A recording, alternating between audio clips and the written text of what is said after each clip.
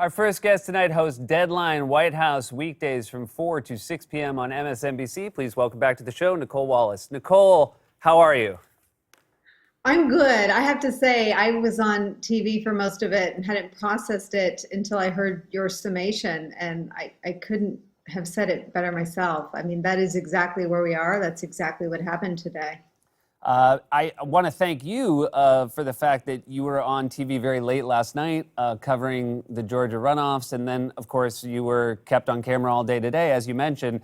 So thank you so much for finding time for us as well. Are you exhausted?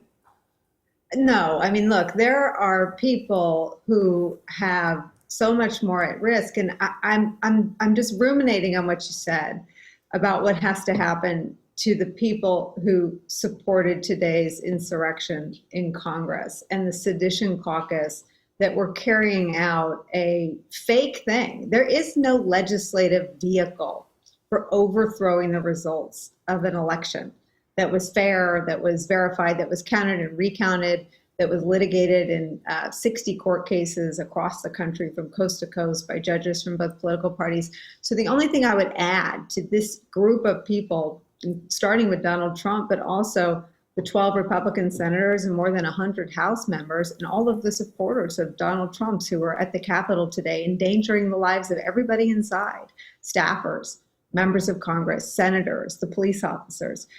We have to make sure that people who are on the other side of democracy get voted out as well. I mean, Donald Trump should be removed because he is right now at this hour a national security threat.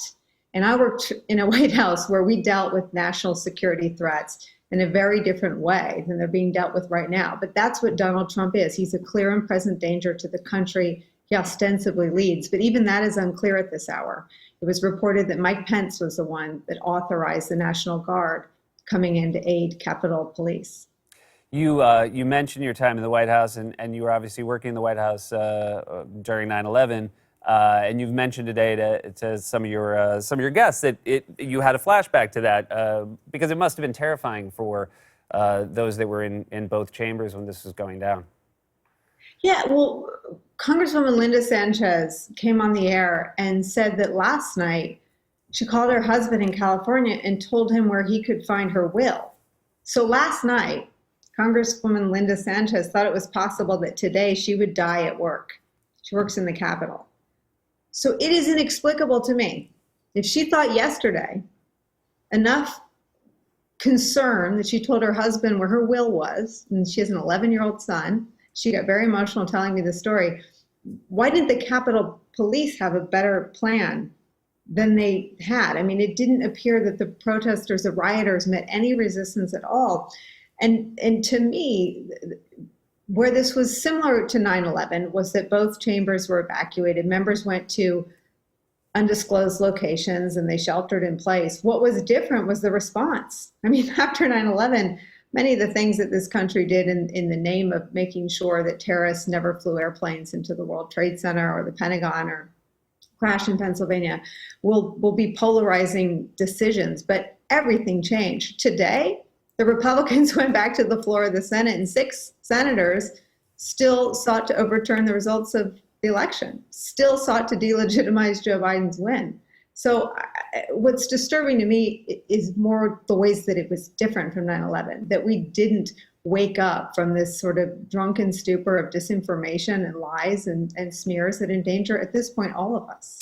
Yeah, there was a moment that I think was also very clear-eyed where, Mitt Romney took the floor and basically said, we have to tell these people the truth because when we lie to them, they're very upset by reality.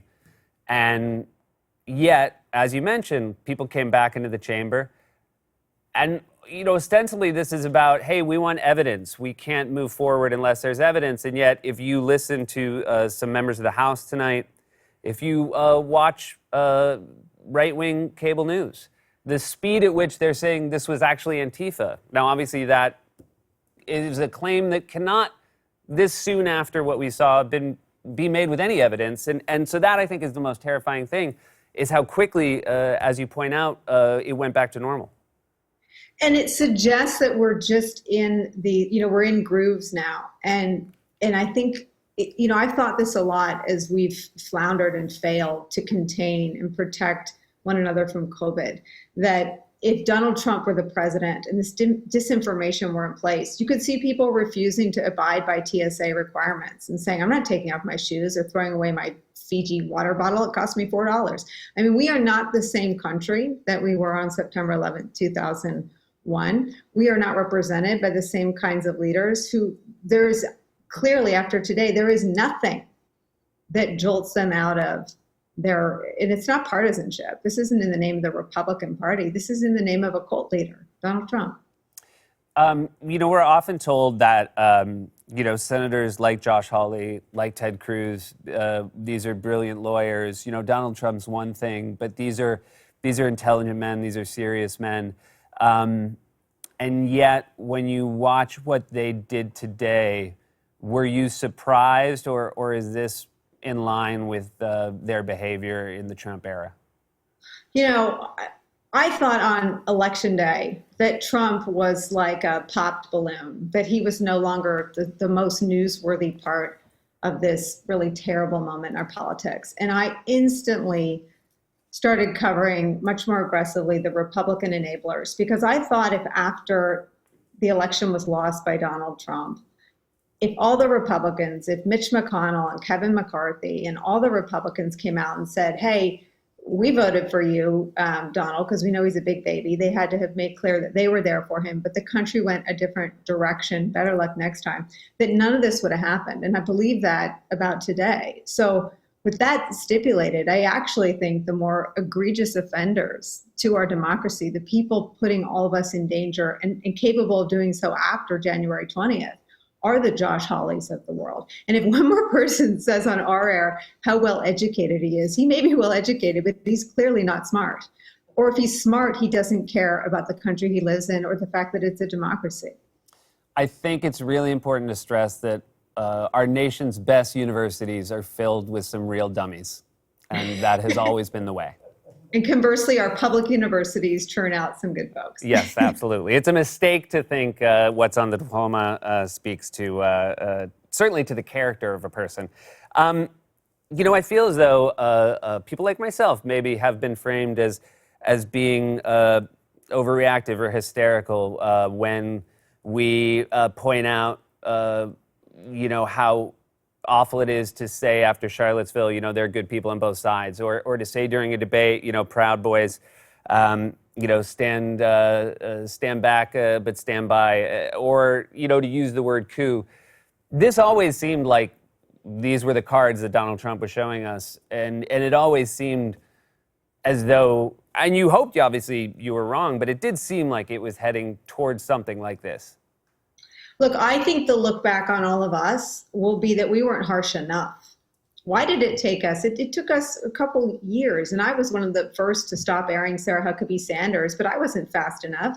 I always called Donald Trump a liar and a racist and a misogynist, but I didn't do it early enough. I wish I'd done it before the election in 2016. And so I think that part of what the mob mentality on the Trump side has done is successfully bullied people. They call it Trump derangement syndrome. Oh, you don't understand the other half of the country. It's not about understanding the other half of the country. I think that you and a lot of people that had worked in government before watched him, and he wasn't doing anything in the spirit of the state. He never saw the country as attached to him or as something he was responsible for. He always saw it as a possession of his.